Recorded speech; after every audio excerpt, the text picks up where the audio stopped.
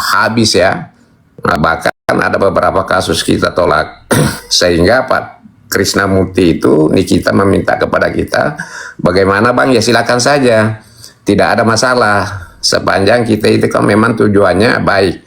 Nah, saya memang melihat perkembangan kasus-kasus ini selama ini kan luar biasa. Ini hakim ini saya pikir ya ini oknum ya, oknum ini kan luar biasa. Ini boleh dicek di KY itu sudah ada 9 hakim saya laporkan untuk bulan ini ya. Karena memang adanya KUHP baru itu, hakim itu berpotensi dipidana, berpotensi digugat secara perdata, itu pribadi. Ya sebagaimana dimaksud di dalam pasal 178 itu di KUHP itu, KUHP yang baru. Jadi hakim sekarang sebenarnya itu tidak boleh main. Ya, saya tidak tahu apakah mereka paham itu atau tidak. Oleh karena itu, untuk saat ini ada sudah 9 hakim saya laporkan. Ya, semoga menjadi efek jerah. Karena kenapa? Mereka ini benar-benar saya melihat keterlaluan ya. Dia tidak benar-benar melihat fakta ya. Pelaidoi pengacara itu benar-benar diabaikan ya. Coba bayangin misalnya dia menemukan satu alat bukti, misalnya perhitungan kerugian negara, dia mempergunakan KAP, sementara mulai dari Undang-Undang Dasar itu KAP dilarang untuk menetapkan kerugian negara itu, tapi mereka pakai. Coba, luar biasa itu ya. Tidak ada, jelas-jelas tidak ada kerugian negara, tapi orang dihukum. Gila ya, unsur pasal tidak terpenuhi tapi mereka dihukum. Jelas-jelas hukumnya itu pasalnya delik material ya, tetap aja dihukum. Nah, rupanya mereka tidak paham apa itu delik material, apa itu delik formil. Ini yang jadi masalah sekali ini, ya kan? Bagaimana orang dihukum itu ketika unsur pasal tidak terpenuhi, artinya perbuatan itu tidak selesai, ya kan? Nah, sama aja. Contoh, saya kasih contoh begini ya, misalnya pencurian. Barang siapa yang mengambil barang milik orang lain tanpa seizin dengan yang punya, ya, dengan cara melawan hukum, ya, artinya saya kasih contoh begini, misalnya HP-nya Ira ada ketinggalan di atas meja saya, tiba-tiba saya ambil, saya kuasai secara melawan hukum karena saya tanpa izin dengan Ira. Pertanyaannya, apakah saya sudah bisa dikatakan mencuri? Ya kan tidak. Ini yang harus kita pahami, belum tentu. Karena di situ ada namanya mens rea, ada namanya unsur subjektif, kecuali ketika saya barang itu ada dalam penguasaan saya niatnya untuk menjual, menguntungkan diri saya atau orang lain, baru selesai itu pencurian. Itu persoalan. Mereka tidak paham sampai di situ. Akhirnya apa? Orang yang tidak bersalah dihukum. Ya kasihan gitu loh. Nah, oleh karena itu memang ada 9 hakim saya laporkan ini saat ini ya. Jadi ya semoga ini menjadi efek jerah bagi mereka dan mereka paham bahwa ternyata telah berlakunya KUHP baru ini, mulai polisi, jaksa dan hakim itu tidak boleh melakukan rekayasa kasus.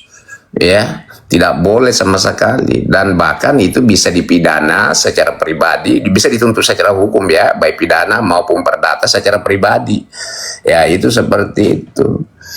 Nah, kembali lagi ke persoalan-persoalan yang di masa lalu ini, sebenarnya kenapa kami para pengacara ini tidak mau lagi ikut bergabung dengan teman-teman ya kan, memberikan edukasi dan lain-lain sebagainya. Itu tadi persoalannya.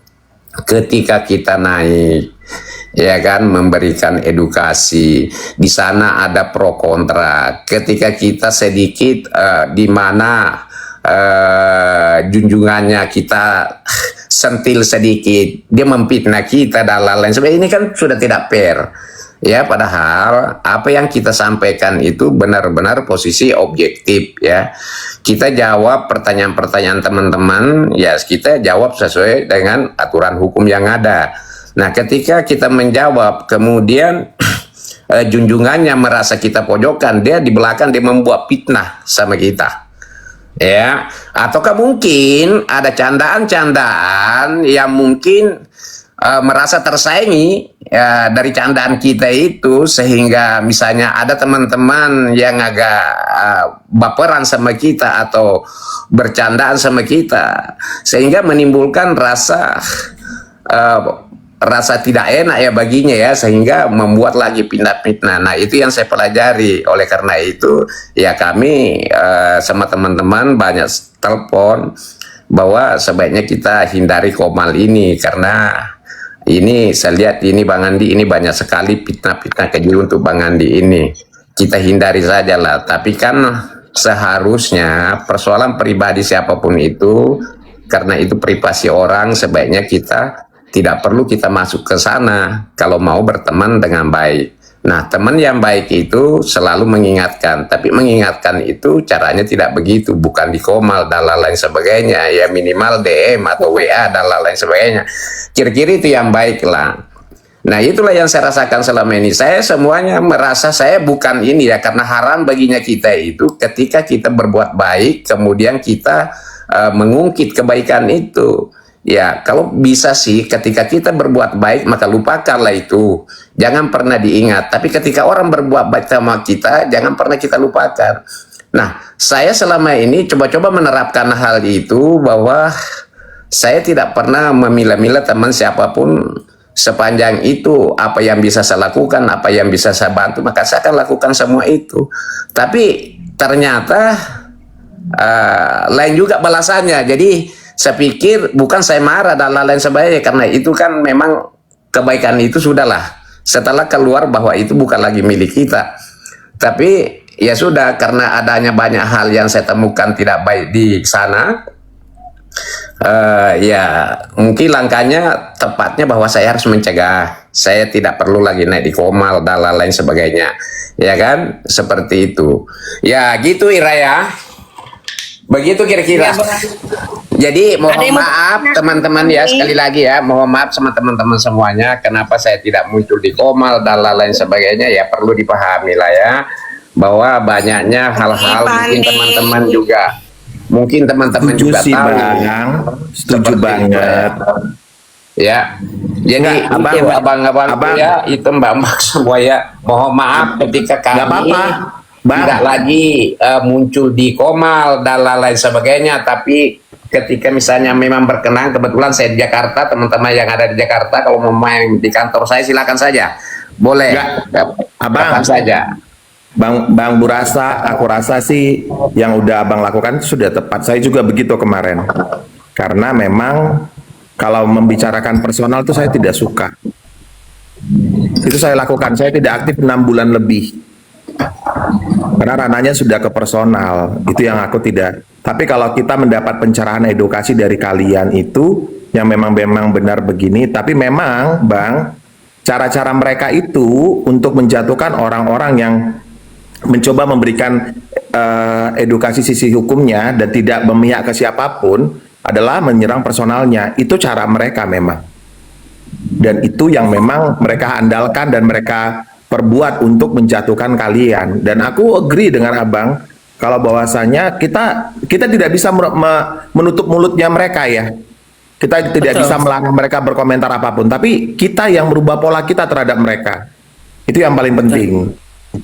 Nah, makanya aku sih setuju Bang. Dan aku melihat sekarang nih di dalam Komal-Komal ini sekarang sudah tidak sehat conditionnya. Sudah tidak sehat dan sudah menuduh ono, menuduh ini, menuduh ono. Ya menurut aku bukan lagi kita itu berbicara tentang kasus, belajar tentang hukum. Ya kayak abang menerangkan. Kita bertanya misalnya gini. Jadi menurut abang Nikita Mirzani itu begini-begini. Terus abang menjawab. Jadi mereka itu memandang seolah-olah abang itu adalah berkubu ke sana. Padahal kan tidak. Abang kan menerangkan dari sisi hukum yang abang ketahui. Nah, tapi pola pikir mereka itu ketika itu terjadi, itu seolah-olah menyudutkan yang mereka junjung gitu loh. Ah, betul sekali di Bandar tuh. Persis begitu saya lihat. Iya, tetapi mereka tidak melihat sisi hukumnya karena apa? Bang, di sini tuh ada grup La Costa, Bang. Iya. Lambung kosong penuh dusta, perlu uang. Biar abang tahu. Jadi ya itu sampai yang salah pun, yang jelas-jelas sudah terpampang nyata di mata mereka itu ada kejanggalan pun mereka tetap akan membenarkan. Ya, jadi apa yang abang lakukan udah benar, ya. Yang intinya besok-besok kita gini bang, makanya aku ada lagu baru buat abang. Nanti kalau abang dengarkan pasti abang ketawa. Dengarkan suara aku yang cantik ini abang. Lanjut, Mak. Lambungku kosong, ku butuh uang, aku berdusta, Lakosta. Terima kasih. Gitu doang, Mak. Gitu doang. Gitu Ya. doang. Bang Andi, aku sampai digiring, katanya aku tidak ada faedahnya, katanya aku bukan fans Niki segala macam, Bang. Padahal dulu di Komal aku sering kita edukasi di sini ya, Bang ya. Nah, itu. Teman-teman semua ya, Ira ya, host ya. Ulah aku menghilang. Izin, Pagi Bang Andi, pagi Bang Andi. pagi-pagi Tanya, Bang. semuanya izin ya. Kebetulan saya mau ke kantor, saya ada pertemuan sebentar, takut terlambat ya. Oh, yang Semacam. Bang, siap Bang. Mohon maaf ya kalau ada salah kata. Mohon maaf Semangat, ya Bang Andi. teman-teman semuanya. Maafkan Saya kok, pamit Bang, dulu ya. dimaafkan. Makasih. Selamat pagi. Assalamualaikum. Waalaikumsalam. Ya Allah, Allah. Terima kasih.